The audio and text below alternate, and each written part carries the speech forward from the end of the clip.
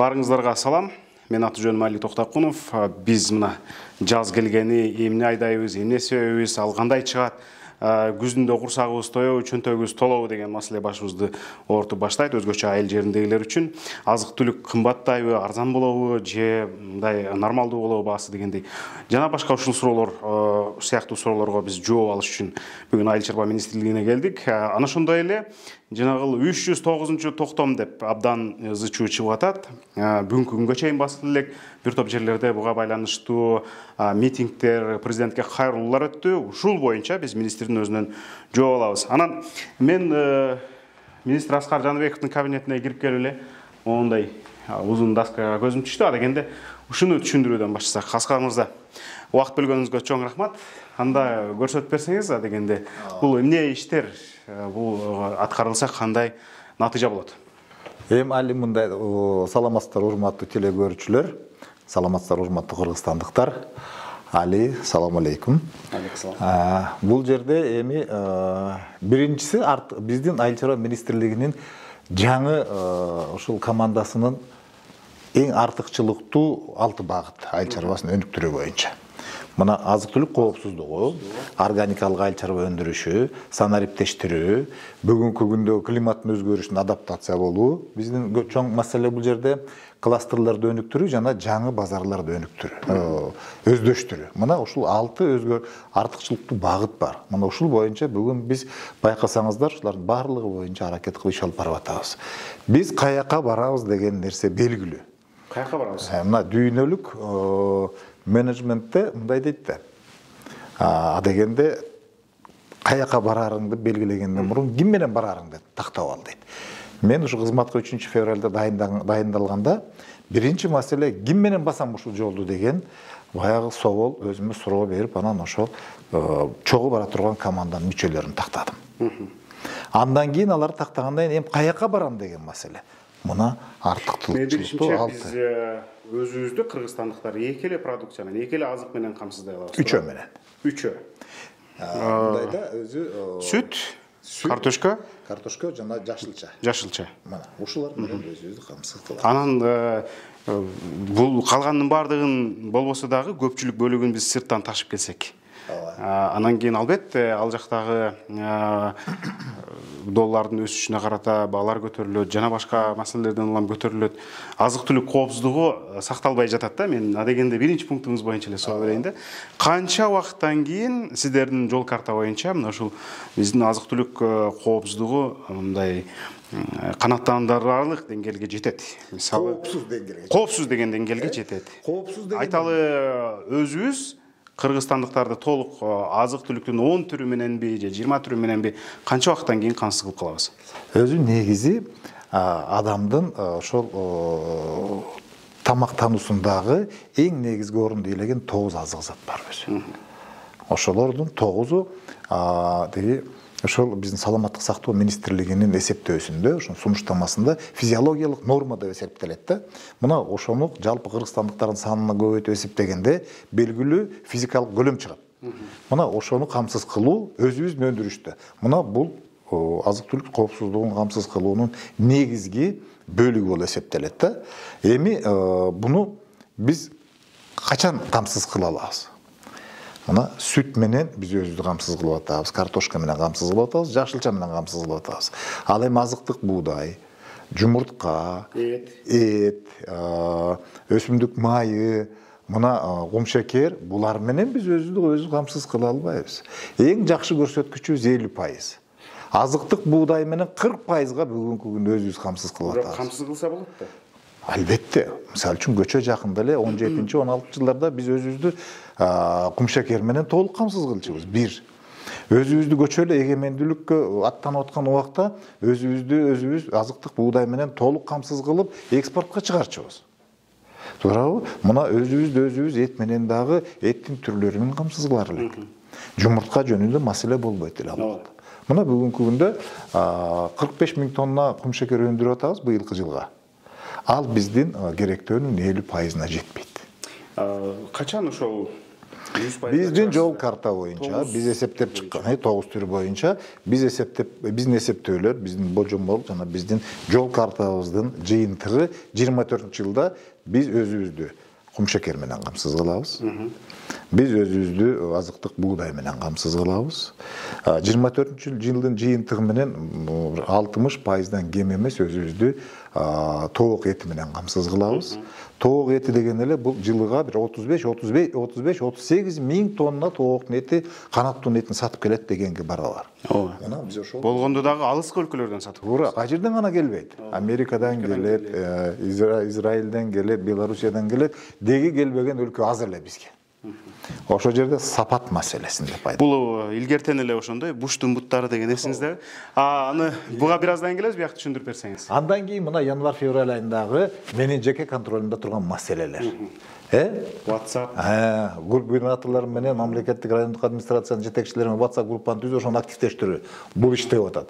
Айыл банк менен ФСК-ны ишке ашырып баштоо, уже берип баштадык. Ооба, ФСК да.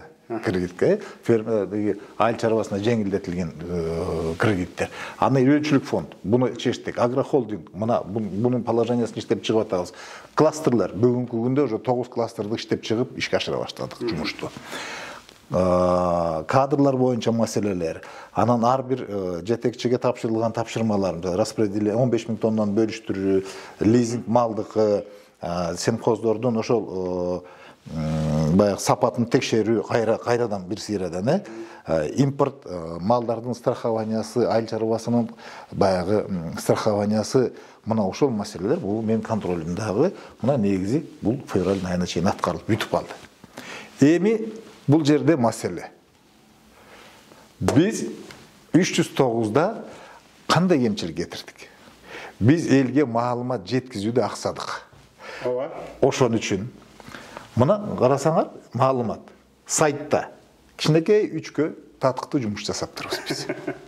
Социалдык тармактарда чоң суроону пайда кылып, кичинекей 3кө аткарып атабыз. Азыр деле 309-токтом боюнча сайтыңарда маалымат жок. Сайтта башка социалдык тармактарда маалыматты пайдаланып атабыз. Биз азыр 309 боюнча массалык маалымат каражаттары, анан социалдык тармактарга акцент кылып, басым кылдык. Мына ошол жерде биздин сайтта аз эле маалымат, ал эми негизгиси биздин кыргызстандыктар кайсакты маалыматын алышат. Мына ошондой. Кечирип коюңуз, министр мырза, бирок мен социалдык сайттарга кирсем, 309 боюнча сиз бир журналистке берген интервьюңузду эле көрө алдым. Андан сырткары мен көбүн эсе митингке чыккандарды көрдүм да. Мисалы Түптөн чыгып атышат, Сокулуктан чыгып атышат. Негизинен Ысык көлү менен бир ай мурунку маалымат менен азыр мага айтып атасыз. Жок, соцсеттер мындай алдыңа чыгарып берет да. Эгерде популярдуу болсо силердин продукцияңар мындан алдыңа чыгарып турат, көрсөң дагы, көрбөсөң дагы. Ошондой болушу мүмкүн. Дегеним, бул жерде азыр катуу талаш болуп атат да. Силер 207 миң гектар жердин тагдырын чечебиз деп ушул жообуну кабыл алып атасыңар да. Биз жердин тагдыры жөнүндө сөз кылган жокпуз ал. Бул жерде такта ачыш керекпиз да. Биздин Кыргызстандагы үйрөнчүлүктүү жана асыл тукум малды жөнүндө, айыл чарбасы жөнүндө маселе. Туура. Бирок ошол 207 миң гектар 276 миң. Бир жерде 207 деп турат. 5 жерде андай маалымат жок. 200 макул 276 миң ГФСУнун жери бар, анын ичинде 222си айдоо аянт. Ошол 276 миң гектар жер турат да ортодочу. Маселе ушул боюнча болуп атат. Анан тактоочу маселелерде ушул токтом кабыл алынды. 17 декабрда кабыл алынды. Токтом кабыл алынды. Токтомго ылайык ошол 75%-ин кайра карап чыгат экенсиңер дагы. Анан жанагындай асыл тукум мал өндүргөндөргө же болбосо ошондой үрөн өндүргөндөргө менин түшүнүгүмдө кооперативдерге ижарага берет экенсиздер. Мындай баштабайлыбы? Бүттүбү сөзүң? Суроом бүтсө мен жооп берейин. Анан суроом. Дароо эле алып туруп берип коесуңарбы? Же болбосо кандай болот? Мисалы, мамлекеттик фонддун жерлерин бир топ жылга ижарага алгандар бар да. Айталы, мен деп коелу. 2030-жылга чейин алган болушу мүмкүн. Дагы бирөө 2024-жылга чейин алган болушу мүмкүн. Дагы бирөөнүкү бүтүп аткан болушу мүмкүн. Бул жерде кайсы жер жөнүндө сөз болуп атат али? Бул мамлекеттин жери жөнүндө сөз. Мамлекеттин жери жөнүндө сөз. Бизде Кыргызстанда жер ээси бирөө катарда дыйкан Кыргызстандын жашоочусу өзүнүн үлүшүн алган, алан жеке менчиги. Экинчи бөлүгү 276.599 гектар жер. Бул мамлекеттик фондунун жери болсо мамлекеттин жери. Убактылуу алып турганда бирөөлөр. Айыл өкмөттөрүнө убактылуу башкарууга берилген. Айыл өкмөттөрүнө берилген. Ал жердин максаты эмне эле? Ал жер ушул айыл чарба өндүрүшүнүн кызыкчылыгында мамлекет туура тактаган программаны турмушка ашыруу максатында калтырылган. Ал жерди кантип алабыз? Кимге беребиз? Эки суроо. Биринчи, ижара бүткөн жер жөнүндө сөз. Адамдардын эки тараптуу ижарачы менен ижарага берүүчүнүн экөөнүн ортосундагы келишим бүтмөйүнчө ал жерди тартып алуу маселеси жок. Эгерде ал мыйзамдуу катталган болсо. Жок, эгерде ошол госфонддун жерин айталы бир тарап айыл өкмөттөн алса, анын ошол алган ижара акысы бүткөнгө чейин эч ким силер тартып ала албайсыңар, туурабы? Эгерде токтом кылайык дагы. Эгерде ал мыйзамдуу катталса. Бардыгы эле мыйзамдуу катталды болуш керек эми. Айыл өкмөт берип атат. Мен айтып коем мыйзамдуу жагында. Эми ижара убактысы бүттү да. Быйыл, мисалы үчүн, былтыр күздө ижара убактысы бүттү. Же болбосо кээ бирөөлөр жазга чейин, январга чейин деп жазып коет экен да келишимде. Убактысы бүттү, ошол убактысы бүткөн гана жердин 75% жөнүндө сөз. Азыр эле баарын алып алат экен деген сөз жок. Качан сиз ижара алдыңыз, мен ижара берүүчүмүн. Сиз экөөбүздүн ортобуздагы келишим убактысы бүткөн жер жөнүндө гана сөз. Ал анча көп жер эмес. Мына Чүй областында 85.000 гектардын ичинде 5.000 гектар жер бошоп атат. Биздикилер азыр кайра тактап атышат. Ар бир келишимди тактап атабыз азыр. 5.000 гектар. 5.000 гектар бошоп атат деп. Мейли 10.000 гектар жер бошосун. 10.000 гектар жөнүндө гана сөз. Ижара убактысы бүтө электер жөнүндө сөз жок такыр. Биз бу жерде ар кимдин мыйзамдуу укугун коргоп атабыз. Сактап атабыз биз. Бирок ижара убактысы бүткөн сайын алар госфонддун жаңы 399-токтомго ылайык алынып турат. Алынып кимге берилет? Биринчи ошол айыл өкмөтүнүн чегинде жашаган жардамга муктаждарга берилет. Ушуну тактап жардамга муктаж дегенде кимдерди айтабыз? Мисалы, сиздер айтып атпайсыздарбы? Племхоздорго беребиз деп атасыздар, үрөн чарбаларына берип атасыздар. Мына ошол айыл өкмөтүнүн чегинде жашаган жардамга муктаж, социально уязвимые слои населения деген бар. Эгерде ошолор алабыз ижарага десе, анда алар ала алат. Комиссия алардын арызын карап, канагаттандырып берет. Биринчи. Экинчи, үрөн чарбага берет. Үчүнчү, асыл тукум чарбага берет. Кооперативтерге 23-жылдан башталат. Быйыл эмес. 23-жылдан. Кооперативтер аныкталып, такталып. Биз караганда кооперативтер бүгүнкү күндө айыл чарба кооперативтер 520 бар экен. Алардын баарын азыр биз иликтеп тактап атабыз. Кайсыл кооператив туура иш алып барып атат, кайсыл кооператив ушул айыл чарба кооперативи деген талапка жооп берет, жооп бербейт дегенди. Бул убакыт талап кылат, ошон үчүн 1-январь 2023-жылга жылдырдык аны. Анан асыл тукум чарбаларга. Эмне үчүн ушул кадамга бардык биз? Эмне үчүн министрлик ушул чечимди кабыл алып, сунуштап анан токтом кабыл алынды? Дүйнө жүзү биздин тегеректеги кошуналарыбыздагы түшүмдүүлүк боюнча эчак канча алдыга кеткен бизден. Эмне үчүн биз азык-түлүк коопсуздугун камсыз кыла албай келатабыз? Жер азайдыбы? Анча азайган жок. Эмне болду? Эмне өзгөрүү болду? Биз мурун 30-35 центнерден дан эгин алып жүргөн жерде бүгүн 15 центнерге түштүк. 10 центнерге түштүк. Жердин түшүмдүүлүгү азайды. Такыр чаппай да калды кээ бир жерлерде себеп коюп. Жердин түшүмдүүлүгү азайды. Эмне себепте? Айыл чарба өсүмдүктөрүнүн түшүмдүүлүгү азайды. Эмне себепте? негиз бул үрөн. Анан карыган үрөндү себе берсеңиз эмне чыгат анда? Андан эч нерсе чыкпайт. Ал эми дыйкан жаңы жакшынакай үрөн алайын десе, сатып алганга мүмкүнчүлүгү жок. Кыргызстандын ичинде аны өндүргөн үрөн чарбалар болгону 10%, 15% эле үрөн өндүрөт. Болду. Калгандары баягы илгерки үрөн себеп келатат. Ошон үчүн катардагы дыйкандар бүгүнкү күндө кыйналган. Бир бул үрөнгө байланыштуу нерсе. Биздин максат Кыргызстандагы 100 дыйкан болсо, мында шарттуу мисалы үчүн 100 дыйкан болсо, жылыга 30 дыйкан үрөн жаңыртыш керек. 3 жылда мен кайра 3-чү жыл бүткөндө 4-чү жылга жаңы үрөн алганга шарт болуш керек мага. Эмне үчүн? Себеби айыл чарба өсүмдүгүнүн өзүнүн генетикалык потенциалы ошол 3-чү репродукция менен кескин түрдө азаят, төмөндөйт. Ошон үчүн биз айтып атабыз, дыйкан 3 жылда бир, болбосо 4-чү жылы 1-чи репродукциядагы үрөндү алганда шарт түзүп беребиз биз деп. Ал эмне үрөн болот? Ал дүйнөдөгү үрөнчүлүктүн алдыңкы катарда турган үрөндөрүн биздин үрөн чарбалар көбөйтүш керек.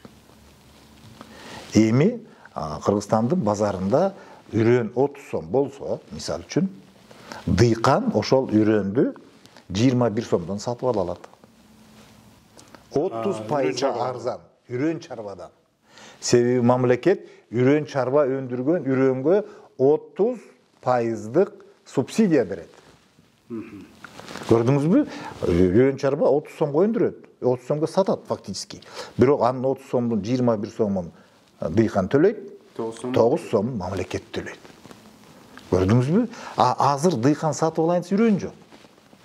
Жакшы үрөн өндүрөйүн деп дыйкан үрөн чарба аракет кылайын десе жер жок. Ушундай бир абсурдный ситуацияда туруп атабыз да биз азыр. Бир нерсени тактап коеюн, жана сиз муктаж болгон адамдарга берилет деп атпайсызбы? Ооба. Бул жерлер аукцион аркылуу берилеби? Жок, түздөн түз. Мисалы берүү менен. Муктаж болгон адамдар көп болуп кетип, калган племхоздорго, үрөн чарбаларга жер калбайбы анда? Муктаж болгон адамдардын баарында жер үлүш бар. Ошолор алар деле айыл өкмөтүнөн буга чейин алып жүрүшөт. Ооба. Алар жердин баарын алып кеткен жери жок. Муктаж болгондор деле ала тургандар аз эле адамдар өзү. Аз эле адамдар ошол жерди арендага алышат. Буга чейин мен Америка ачып аткан жерим жок. Айыл чарба министри Америка ачып аткан жерибиз жок. Буга чейин деле ошол муктаждар алып келген. Анан эми жер министрлик өтө баштаганда алар калып калбаш керек деп атабыз биз. Ал калып калбаш керек. Дарбазанын тышында, мүмкүнчүлүктүн ар жагында. Кандайдыр бир чек барбы? Мисалы, жалпы таратылчу жердин мынча бөлүгүн ушу муктаж болгондор жок. Калганын тиги чарбалар кооперативдер алыш керек. Андай жок. Андай жок, буга чейин деле андай болгон эмес.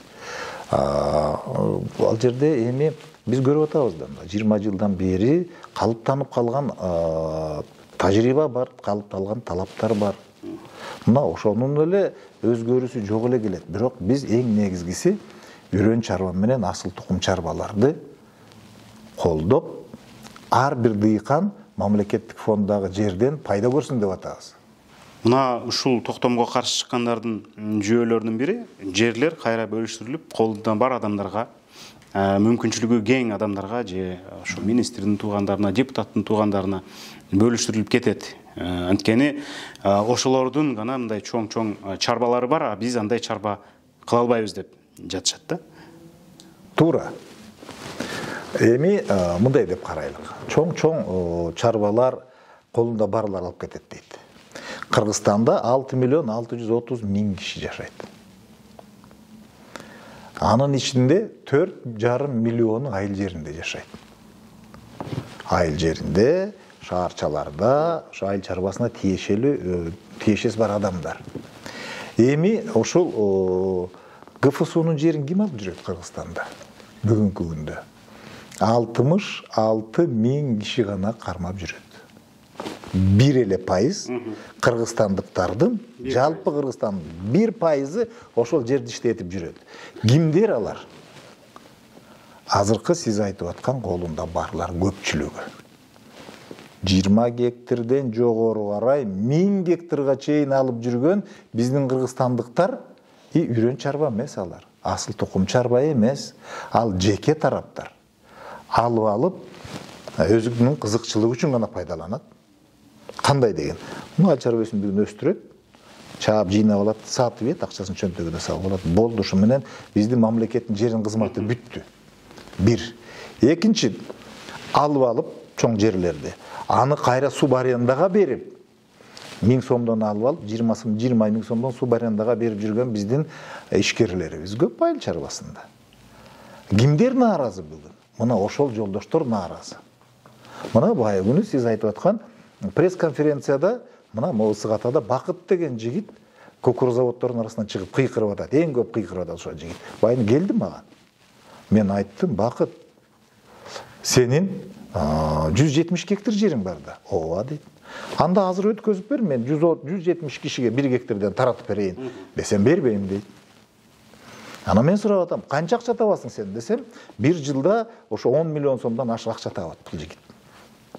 Анын жанында жашаган Асан деген кошунасы 1 гектар жер ала албай жүрөт.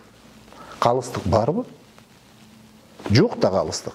Эми мына карасаң, кайра бөлүштүргөндө, кайра бөлүштүрүү деп коелу 309 токтомдо. Кайра бөлүштүргөндө ошо 66 миңден көп адамга тиет деп айта аласызбы мисалы?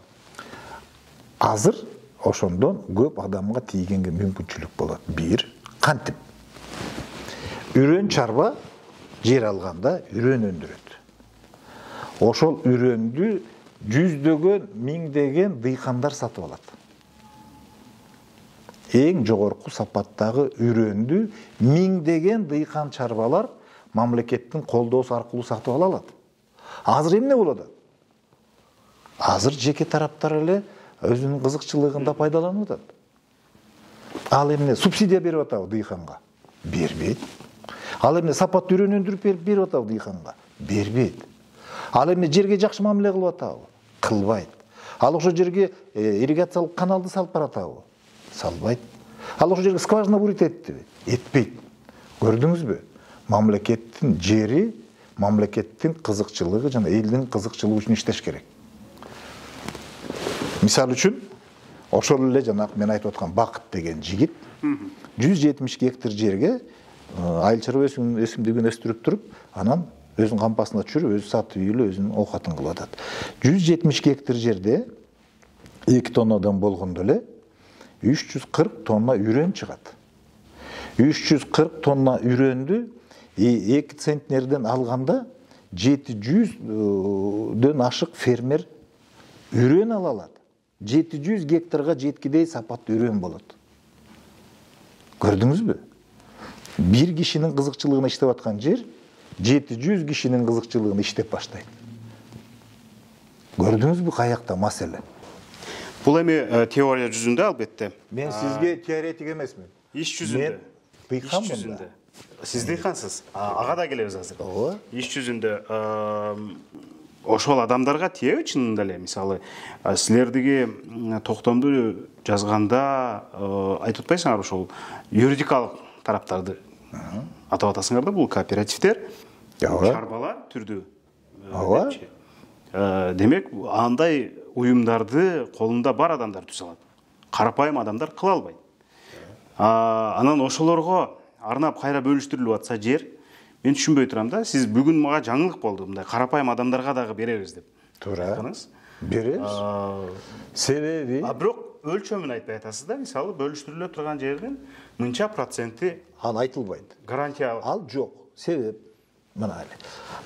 Мисалы бир айыл өкмөттө дейли, же бир райондо, же бир облуста андай адамдар жок деп жасалма статистика түзүлүп. Жалаң кооперативдер же жалаң ошондой чарбалар алып кетсем эмне болот? Сен Кыргызстанда жашап атасыңбы өзү? Али. Бизде укуктук мамлекетте жашап атабыз биз. Мен Кыргызстанда жашап атам, мен бир нерсени билем да, Аскар мырза. Биз мыйзамдарга, кагаздарга жазып коебуз, бирок чын-чынына келгенде ошол колунда барлар, байлар талап кетип калган учурлар бар. Азыр андай эмес. Мен сизге 100% ишенимдүү айтып коеюн. Мына урматтуу президентибиздин талабын көрүп атасыңар. Ар бир кадам, ар бир жасалган иш, ар бир бөлүнгөн тыйын бул так аягына чейин көзөмөлдөнүп атат азыр. Бул бир. Бул эң негизги маселе. Экинчиси, эми биз мындай деп атасыз, жылдын биз келгенде эле кызматка, мен келгенде биз ошол март апрелде болгон үрөн чарба менен асыл тукум чарбалардын баарын мониторинг кылып чыкканда 267 асыл тукум чарбадан 108 калды. Талапка жооп бербестен. Талапка жооп бергени калды 108. Жок, калганы талапка жооп берди. Калганы 160-ы талапка жооп бербей калды да. Алар менен коштоштук биз. Ал жерде депутаттын да чарбасы бар. Ал жерде атка минерлердин да чарбалары бар. Бирок биз айттык, талап баарыңарга бирдей.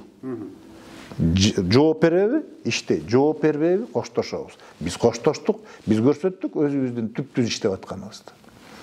Анан кийин 137 үрөн чарбадан 96 калды. 41 менен коштоштук. Кандай гана мага нараазычылыктар болгон жок. Кандай гана телефон чалуулар болгон жок мага. Бирок мен айттым, үрөн чарба иштегиңер келсе, талапка жооп бергиле иш алып баргыла. Болбосо биз коштоштук силер менен болду.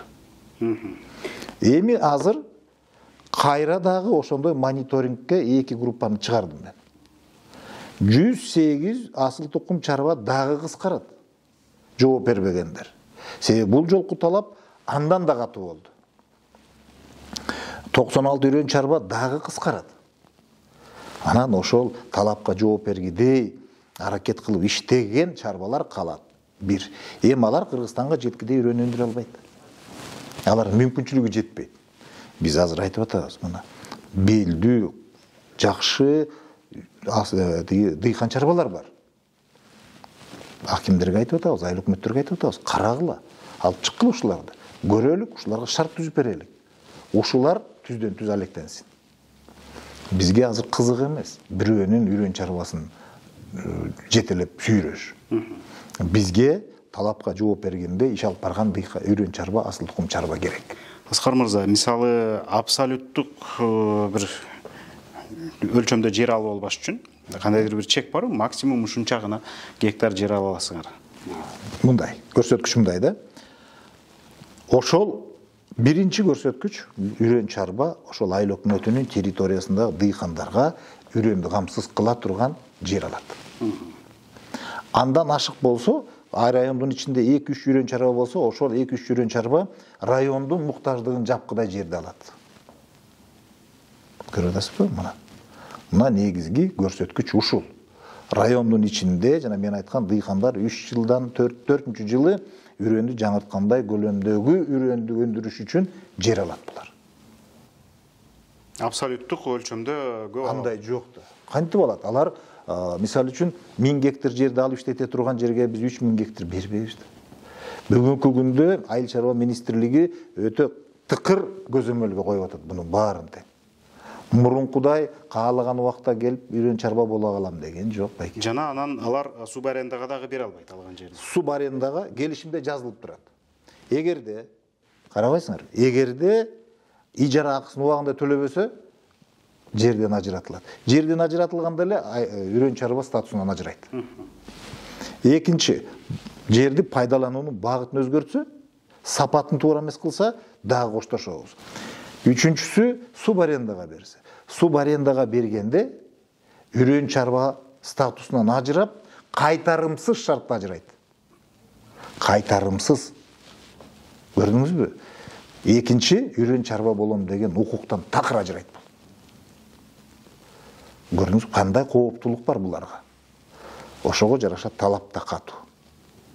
Көрөсүз, бир 2 жылдын жыйынтыгы менен 3-чү жылы үрөнчүлүктө акыбал такыр өзгөрөт.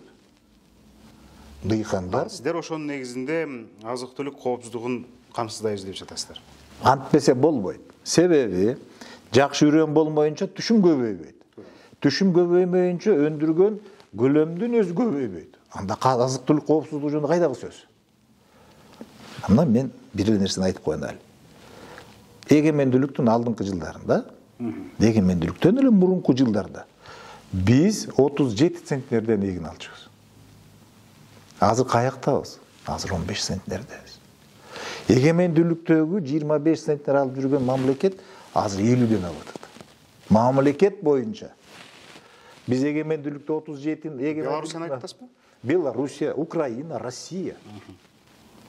Мына мамлекеттер. Россия расмий неме чыгарды. 15 жылдын ичинде биз дан эгинин түшүмдүүлүгүн туура 2 эсе көбөйттүк. 2 эсе көбөйттү. Биз ошончо мезгилдин ичинде 0,16 эсе. Эчтеке өсүш жок. Көрдүңүзбү? Дагы бир тактап айтып кетели. Бул жерде ошондо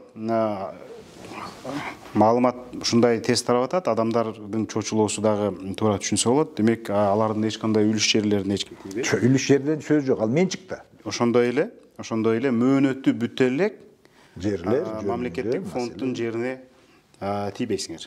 Азыр мындай болуп атпайбы? Эми кызыктар тараптар бар, мен муну айтпасам болбойт. Көп жер алып жүргөн жолдоштор кооптонусу чоң. Ажырагысы келбей атат. 20 жылдан бери жер иштетип жүрсө, 1000 сомдон төлөп коюп, улам пролонгация кылып коюп жүрсө алар. Келишимди пролонгация кылып коюп эле. Анан жанакындай майталкандан ажырап атса, анан алар пресс-конференция бербегенде мен берем пресс-конференция. Көрдүңүзбү, али аякта турат маселе. Алар ижарага алып туруп, ана жанагы субарендага берип, киреше таап аткандар нааразы болуп атат. Аны көрүп эле атабыз. Каражат берип коюп элдерди чыгаргандар, шарттар бар, акыбалдар бар. Эми сиздин жеке өзүңүзгө келсек, сиз өзүңүз да чарбадан келген чиновниксиз.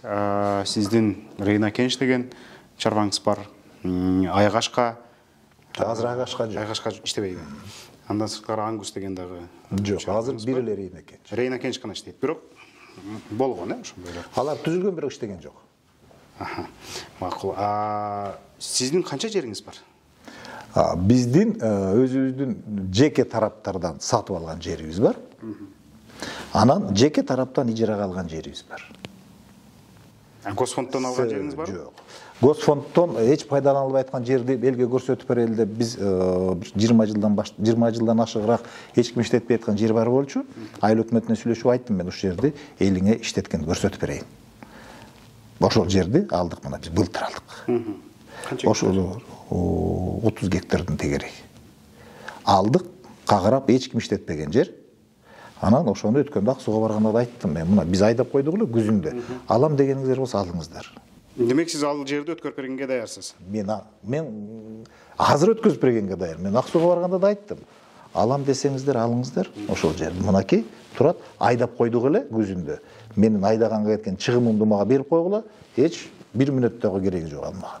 Мен эмне үчүн чарбаңызды сурап атам? Себеби дегенде кайра эле чочулоолор бар. Министр мисалы өзүнүн чарбасына же болбосо өзү менен аффилированный чарбаларга жер алып берип коюшу мүмкүн деген чочулоолор бар да. Айталы, биз сиз менен дагы 1 жылдан кийин, дагы 3 жылдан кийин маектешишибиз мүмкүн. Ошол убакыттарда сиздин Госфонддон алган жерлериңиз көбөйбөйбү? Биринчиден, эгерде асыл тукум чарба статусу болуп тура берсе, биздики мына биз үрөнчүлүк статустан отказ бердик. Кереги жок деди. Үрөнчүлүк статустан отказ бердик эмчүн, себеби бизде фонддун жери жок деп бердик биз. Ал жанакыл мамлекеттик фонддон алган ал асыл тукум чарбага оформдетилген жер. Үрөнчүлүк чарбанын өзүнүн ГФСУдан алган жери жок. Талапта жазылып турат. Үрөн чарба болуш үчүн фонддон жер алышың керек деп турат да. Кызык нерсе да. Менчик жериң менен үрөн чарба жүргүзсөң болбойт деген нерсе жазылып калган да. Абсурд да. Бюрократия. Мен айттым, андай талап бар болсо, бизге үрөнчүлүк чарбанын жүргүз статусунун кереги жок.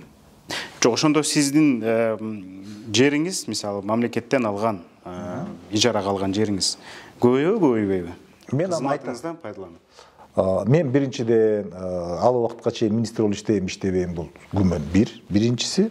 Экинчиси, эгерде асыл тукум чарбанын малы көбөйүп, ага тоют өндүрүү муктаждыгы пайда болсо, албетте 10 гектар болобу, 20 гектар жер болобу, ал алынса керек деп ойлойм. Жалпы шартта эле. Мен азыр отуруп алып, жок, мен такыр албайм деп айыл чарба өндүрүшүндө айтпайм. Ал туура эмес болот. Сиз министрсиз да. Мисалы, бул жерде министр болуп иштеп май кармаган бармагын жалайт болуп, мындай сиздин таасириңиз менен мындай сүйлөшүп коелу. Алынбайбы? Мен министр болуп иштеп турган убакта ГФСУнун жеринен 1 гектар албайм мен. Мына мен саған, мына камеранын астында айтып коеюн. Элге айтып Министр болуп иштеп турганда мен ГФСУнун жеринен бир сот ижере албайм. Сиз менен Андай жок чара. жамаатташкан, Андай сизге жок. тааныш, достор, башкалар. Мен менен жамаатташкан аффилирован компания жок. Мен өзүм эч менен иш кылбайм. Муктаждыгым да жок. Мен анын нерселердин баары чогулуп алып бизнес кылган башыман өткөн. Жарайт, 309-токтомду жакшы талкууладык. Сиз айттыңыз, анын 276 000 гектар жердин бир чакан гана бөлүгүн азыр караштырабыз депчи. Туура. Бошогон эле жер жок. Бошогон жерлерди түшүндүрүп коелу. Быйыл кар жааган жок дээрлик. Дээрлик жааган жок. Аймактарга аздан жаады. Кургакчылык болушу күтүлөбү? Эгер кургакчылык болушу күтүлсө, бизди кандай кыйынчылыктар тооруп турат? Азык-түлүктүн баалары кандай болот? Өзүбүз багы толук өндүргөн жана толук эмес өндүргөн. Кооптулук бар. Себеби биз баягы жаан-чачындуу циклдан жаан-чачын аз болгон циклга келдик. Былтыркы жыл көрсөттү. Быйыл эми азыр чоң суроо.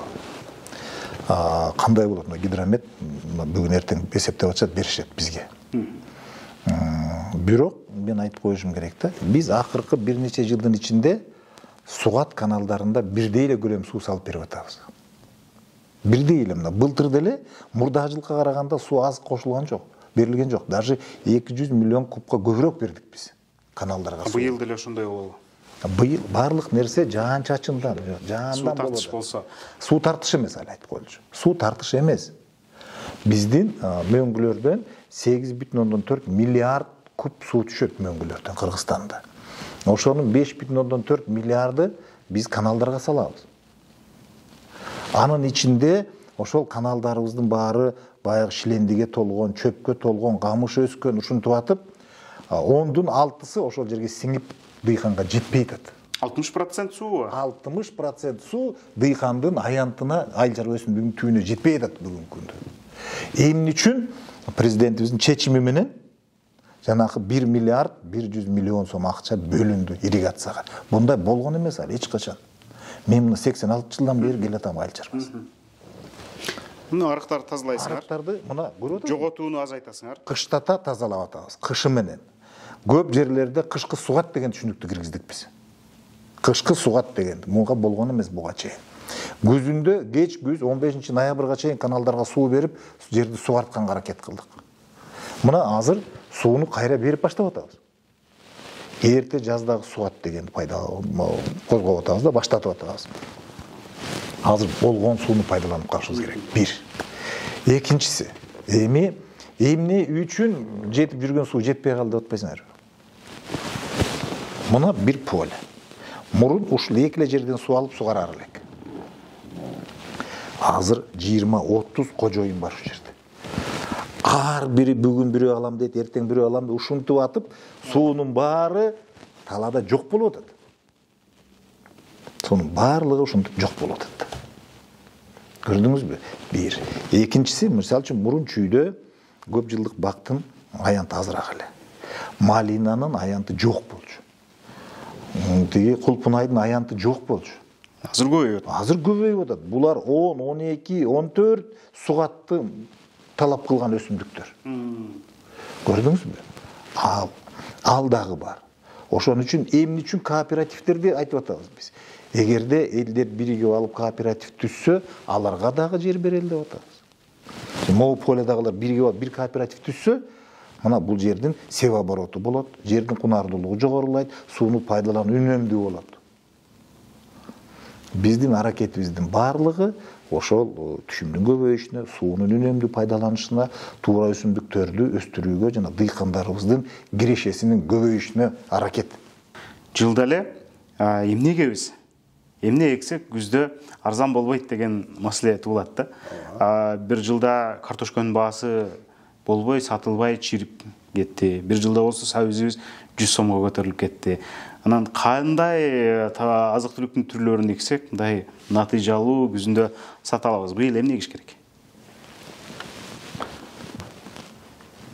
Киреше бере турган өзүнүн областында, райондо жогорку түшүм бере турган айыл чарба өсүмдүгүн эгиш керек. Бир. Ал кайсылар дегенде биз ар бир районго, ар бир областка ошол адистештирүү боюнча кайсыларды эгиш керек экенин бердик. Маалыматты кайдан алат элдер? Биздин айыл чарба башкармалыгына берип атабыз, биз акимдерге айтып атабыз, мондай кылгыла. Себеби, мисалы карасаңыз, мисалы үчүн помидор дейlik, мына бул жерде аябай жакшы өсөт, чүйдө. Ал эми ат башыда эч качан жакшы өспөйт. Күнөс кана түштүк областтарыбызда кирешеси көп болот. Ал эми ошондой күнөс кананы ат башыга коюп алсаңыз кандай болот? Сиз банкротсуз да. Эми үчүн дебейсизби? Себеби күнөс кананын негизги чыгымы бул жылуулук. Сиз ошол ат башынын шартында же болсо нарындын алсараак да, же чоң алайдын шартында ошол жерге күнөс кана коюп алсаңыз, сиз банкрот эле болосуз. Жылуулук топтой албайсыз. Аган ошончо көмүр чагып атып, отун жагып атып, анын баары акчада. Ал эми биздин, мисалы үчүн, Лейлекте, Баткенде, Кадамжайда, же болбосо Араланда эмне үчүн жакшы? Ал жерде жылуулук көп. Туурабы? Эмне үчүн чүйдө көп күнөс каналар. Ошолор келечекте ушул жакта да. Анан эми, мисалы үчүн, чүйдө карала уйлар көп. Голштин уйлары көп. Ошол эле уйду мен бүгүн эле эртең менен сүйлөшүп отурдум, бир нарындык жигиттер келиптир. Аскар Спарович, биз ошол Голштин фристи алып барып ат башынын шартында багалы деп атабыз дейт. Мен айттым, байке, болбойт. Чыдабайт. Ал жерге чыдаса дагы, ал бияктагыдай сүт бербейт. Сиздер ошол жерде эт сүт багытындагы породадагы уйду алып баргыла. Ал кайсылар? Министрликтин буйругу менен бекитилген породалар турат. Ар бир областка ушул породалар баккыла деп турабыз биз. Себеби кесипкөйлөрдүн, специалисттердин сунуштары менен, далилдөөлөрү менен чыккан. Туурабы? Мына ушундай да.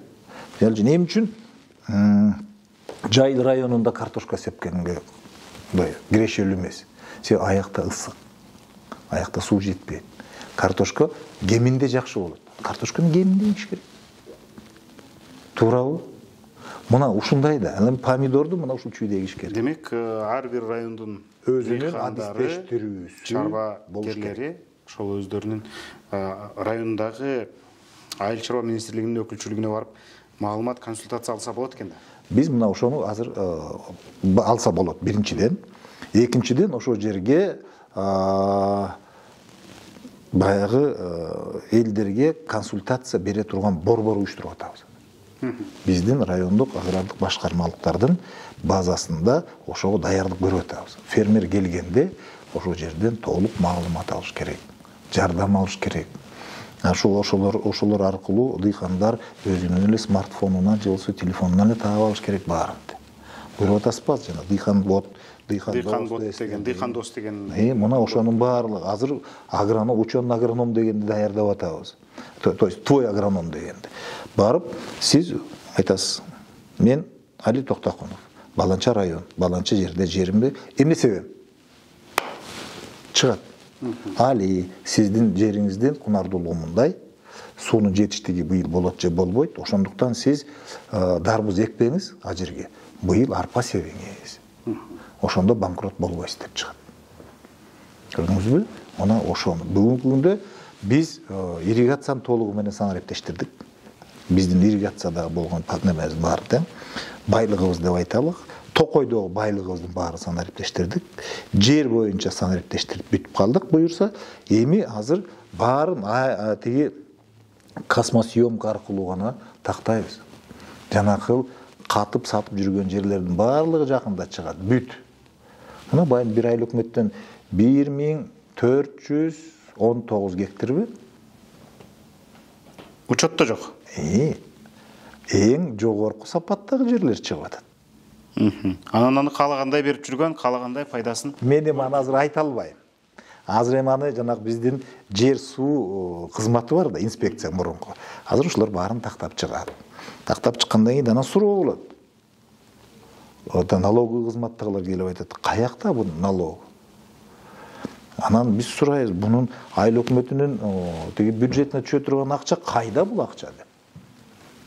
Ушундай кызык нерселер алдыда абдан көп. Сизге чоң рахмат.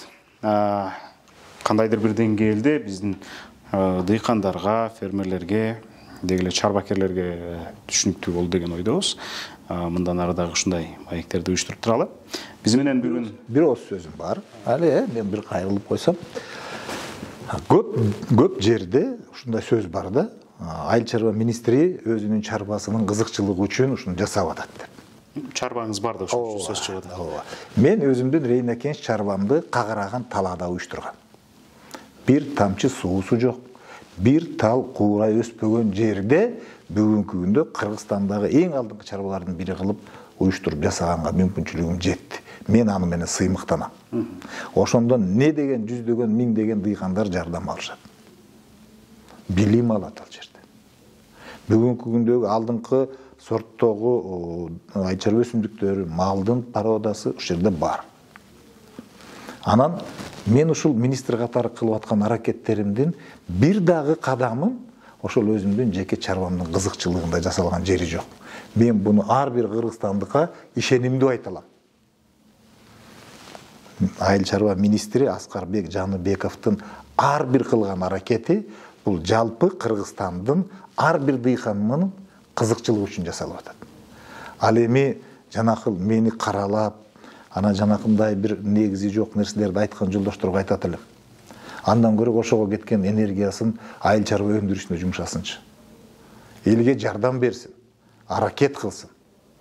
Туурабы пресс-конференция берет элем деп расходтогон акчасын кыйналып аткан бир баланын кийимин алып берип койсун. Окуусун төлөп койсун. Ошонун пайдасы көбүрөөк болот. Алладан да кайтат. Сиздин бул өзгөртүүлөр кандай жемишин берет? Албетте, убакыттын өтүшү менен биз көрөлү. Сиз айткан убадаларды дагы биз кайсы бир убакыттан кийин эсиңизге салабыз. Сөзсүз түрдө биз менен айыл чарба министри Аскарбек Жаныбеков болду. Мен аты жөнүм Али Токтакунов. Мындан ары дагы ушундай маектерди чыгарып турабыз. Каналга жазылыңыз. Саламатта калыңыз.